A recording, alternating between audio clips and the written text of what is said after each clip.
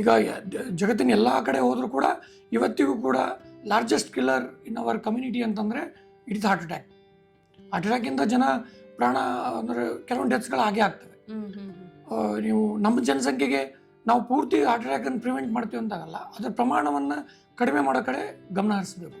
ಈಗ ಅದು ಕೆಲವೊಂದು ಕಡೆ ತುಂಬ ರಿಪೋರ್ಟ್ ಆಗಿದೆ ಅಂದರೆ ನಮಗೆ ಅದು ವಾರ್ನಿಂಗ್ ಸೈನ್. ಅದನ್ನು ನಾವು ಯಾಕೆ ಹೆಚ್ಚಾಯಿತು ಅದನ್ನು ಸ್ಟಡಿ ಮಾಡಿ ತುಂಬ ಈಗ ಅದಕ್ಕೆ ವ್ಯಾಕ್ಸಿನನ್ನು ಅದನ್ನು ರಿಲೇಟ್ ಮಾಡ್ತಾ ಇದ್ದಾರೆ.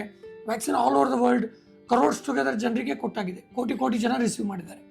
ಇದು ವ್ಯಾಕ್ಸಿನ್ ಒಂದು ಊರಲ್ಲಿ ಅಥವಾ ಒಂದು ಏರಿಯಾದಲ್ಲಿ ಒಂದು ರಾಜ್ಯದಲ್ಲಿ ಆಗಿದೆ ಅಂದರೆ ಬೇರೆ ರಾಜ್ಯಗಳಲ್ಲಿ ಹಾಕಾಗಿಲ್ಲ.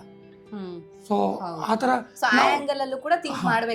ಈಗ ನಾವು ರಿಪೋರ್ಟಲ್ಲಿ ಮೀಡಿಯಾದಲ್ಲಿ ನೋಡಿದಾಗ 70 ಜನರಲ್ಲಿ ಹಾರ್ಟ್ ಅಟ್ಯಾಕ್ 70ನೇ ವಯಸ್ಸು 60ನೇ ವಯಸ್ಸಲ್ಲಿ ಅದು ಹಾರ್ಟ್ ಅಟ್ಯಾಕ್ ಕಾಮನ್ ಆಗಿ ಬರುವಂಥ ಏಜು.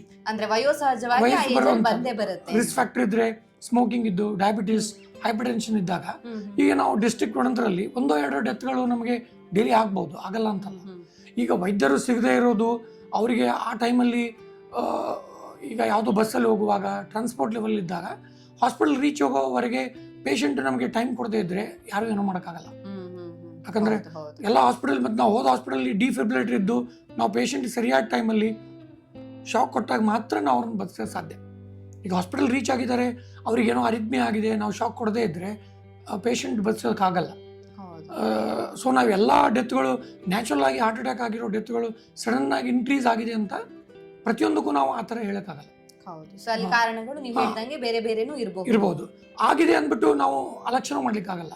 ಈಗ ನಮ್ಮ ಕಂಡು ಬಂದಿದೆ, ರಿಪೋರ್ಟ್ ಆಗಿದೆ ಅಂತಂದರೆ ಅದಕ್ಕೆ ಅಧ್ಯಯನ ಆಗಲೇಬೇಕು. ಈಗ ಗೌರ್ಮೆಂಟು ಯಾವುದು ಯಂಗ್ಸ್ಟರ್ಸಲ್ಲಿ ಸಡನ್ನಾಗಿ ಡೆತ್ ಆಗಿದೆ ಅವುಗಳನ್ನು ಮಾಡೋತ್ರ ಪರೀಕ್ಷೆ ಮಾಡಿ ನಾವು ಕಾರಣ ಕಂಡುಹಿಡಿಬೇಕು ಅನ್ನೋದೊಂದು ಡಿಸಿಷನ್ ತೊಗೊಂಡಿದ್ದಾರೆ. ಅದು ನೋಡಿದಾಗ ನಾವೊಂದು ನಿರ್ಧಾರಕ್ಕೆ ಬರ್ಬೋದು ಈ ರೀಸನ್ನಿಂದ ಆಗಿತ್ತು ಅಂತ. ಬಟ್ ವ್ಯಾಕ್ಸಿನ್ಗೆ ರಿಲೇಟ್ ಮಾಡೋದು ಅದು ಅಷ್ಟೊಂದು ಸೂಕ್ತ ಅಲ್ಲ.